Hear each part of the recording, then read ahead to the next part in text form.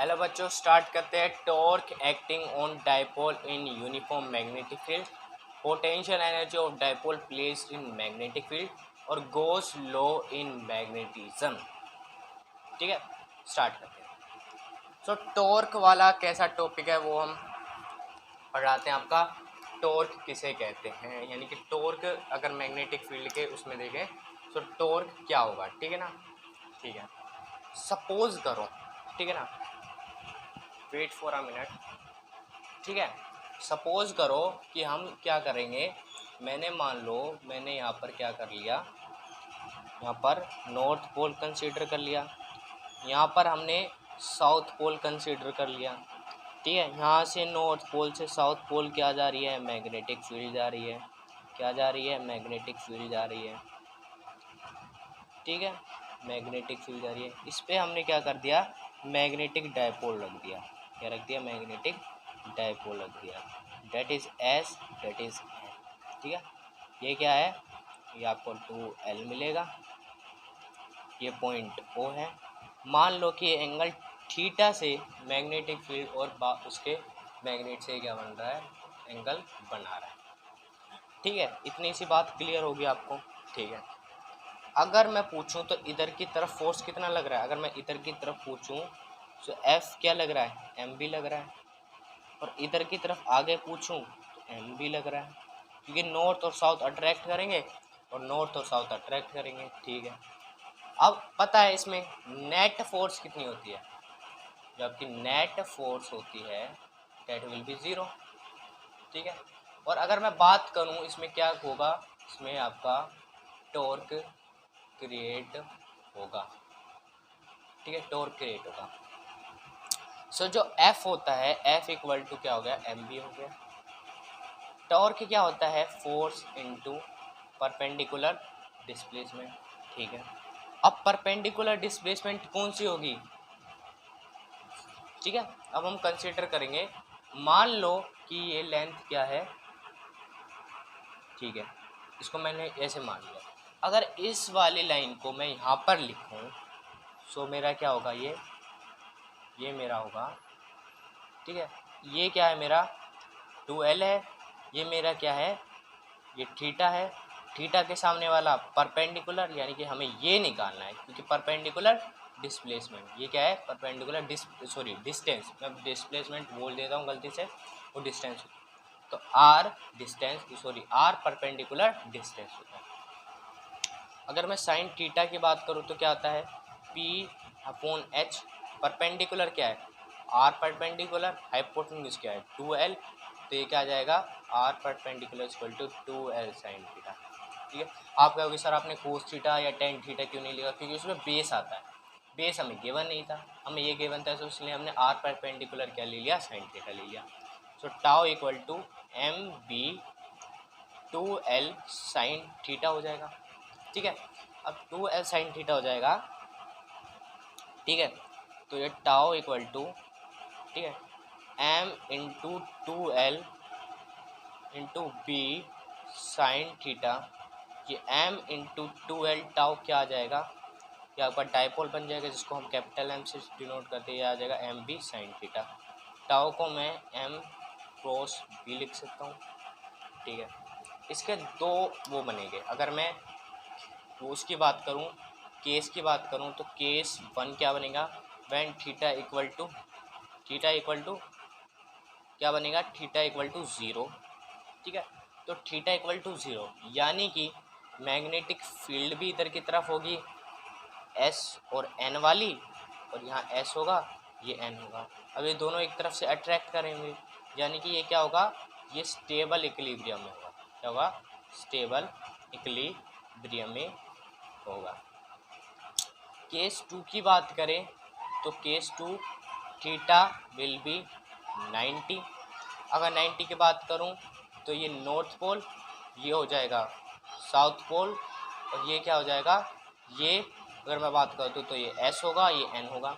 North pole की इधर की तरफ और साउथ पोल की इधर की तरफ होगा, यानी कि इसमें क्या होगा, इसमें भी रोटेशन करेगा, यानी कि यहाँ पर आपकी, और ये केस क्या है, रोटेशन, यानी कि टॉर्क क्रिएट होगा। यार ऐसे मान लो या ऐसे मान लो, आपका टॉर्क ही क्रिएट होगा इससे, ठीक है। केस थर्ड की बात करें सो थीटा विल इक्वल 180, यानी कि इस नॉर्थ पोल और साउथ पोल को इधर की तरफ अगर मैं मूव कर दूं तो ये पूरा एंगल कितना बन गया 180, यानी कि ये कितना है, ये हमारा नॉर्थ पोल है, ये हमारा साउथ पोल है, इनके अभी नॉर्थ और नॉर्थ साउथ पोल हो जाएगा। अब ये क्या करेगा, आपस में रिपेल करेगा, आपस में क्या करेगा, रिपेल करेगा।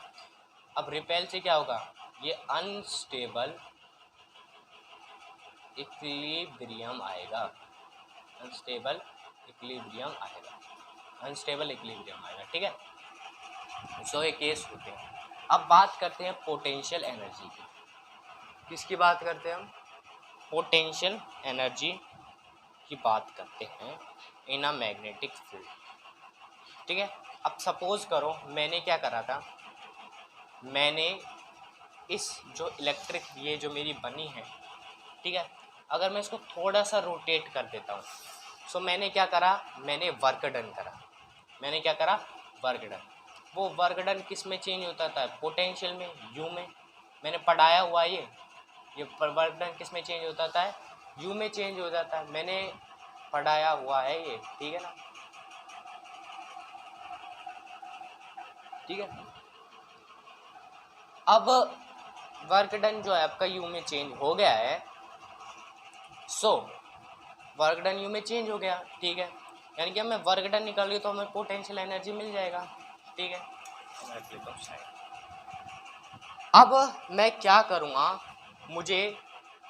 मैं लिखूँगा the amount of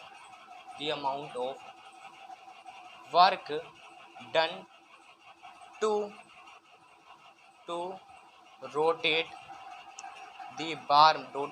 uh bar magnet, जो हमारी बार मैग्नेट है उसको मैं रोटेट करूँगा फ्रॉम एंगल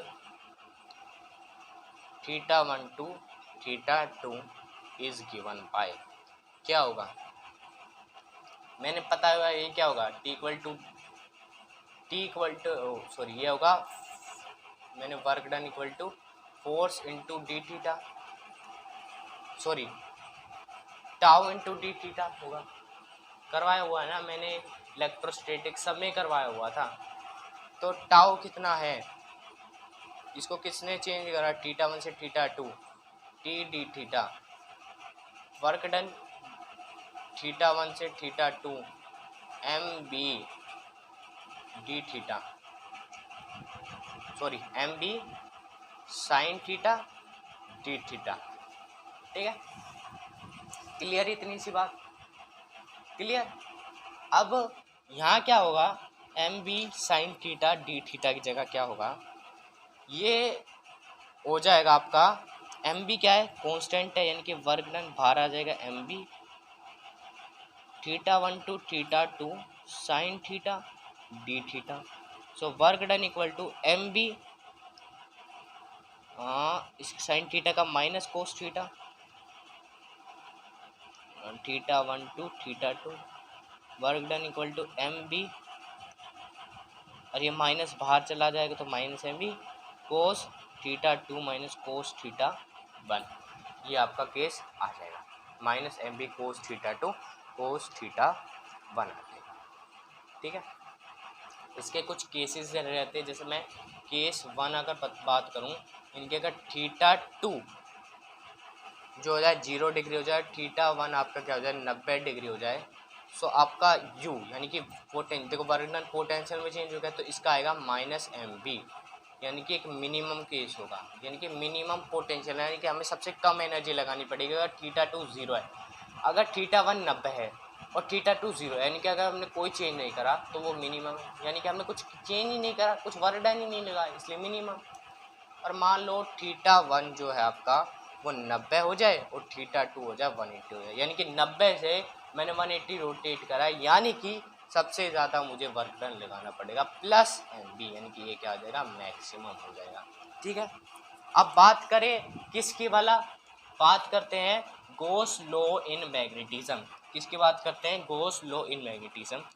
जैसे कि आपने उसमें बात करा था ना, क्या बात करा था उसमें हमने कि इलेक्ट्रोस्टैटिक में E into d l equal to या E इंटू डी एस क्या होता था हमारा Q बाय एप्सिलॉन नोट होता था। क्या होता था? Q बाय एप्सिलॉन नोट होता था। ठीक है, इसी प्रकार से आपका according to Gauss law the surface integral, यानी कि अकॉर्डिंग टू गॉस लॉ के अनुसार द सरफेस इंटीग्रल, यानी कि जो आपका सरफेस है, ठीक है, उसमें क्या था, हमने सरफेस के अंदर देखो, अगर मैं वेट फॉर ठीक है, हमने क्या करा था कि हमने सरफेस के अंदर क्यू चार्ज रखा था, प्लस क्यू चार्ज या माइनस क्यू चार्ज, तो उसकी वैल्यू क्या इतना आ रही थी, integral of phi into d l equal to Q बटे एप्सिलॉन नोट आ रही थी। ठीक है, पर इसमें आपका m इंटू डी एल आपका कितना आएगा, 0 आएगा। क्यों? क्योंकि यहाँ सिंगल चार्ज एग्जिस्ट कर जाता है, पर क्या सिंगल मैग्नेट एग्जिस्ट कर सकता है? क्या आप ऐसे कह सकते हो? अगर नोट, खाली नोट नहीं कह सकते ना, दोनों ही आएंगे, नॉर्थ साउथ, इसलिए वो 0 हो जाता है। अगर मान लो सपोज नॉर्थ होता खाली और सरफेस में होता, तो इसकी वैल्यू क्यू बटे एप्सिलॉन नॉट हो सकती थी। क्यू बटे एप्सिलॉन नॉट नहीं, बल्कि क्यू की जगह आप मान लो एम और एप्सिलॉन नॉट की जगह मान लो,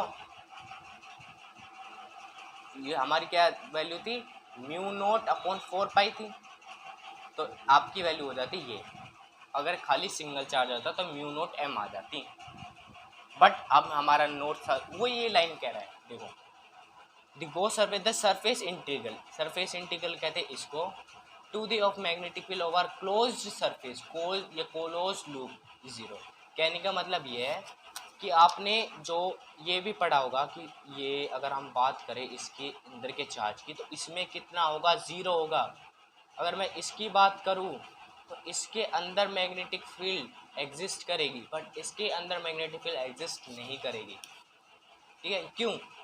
कि आइसोलेटेड यानी कि अकेला मैग्नेटिक पोल्स, अकेले मैग्नेटिक पोल्स जिसको हम मोनोपोल्स कहते हैं, एग्जिस्ट ही नहीं करता। मैंने बेसिक्स में पढ़ाया हुआ है, magnetic poles always exist in unlike pair of equal strength. जो मैग्नेटिक पोल्स है ये ऑलवेज रहेंगे, एग्जिस्ट किस में करेंगे, अनलाइक पोल्स पेयर में।